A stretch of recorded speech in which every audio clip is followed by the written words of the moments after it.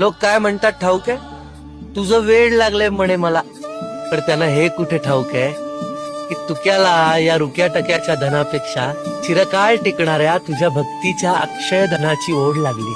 आणि पांडुरंगा, तूही जणू तुझ्या समीप येता यावं, तुझ्याशी एकरूप होता यावं म्हणून भवतालच्या या तापातून आणि व्यापातून मला मुक्त केलंस.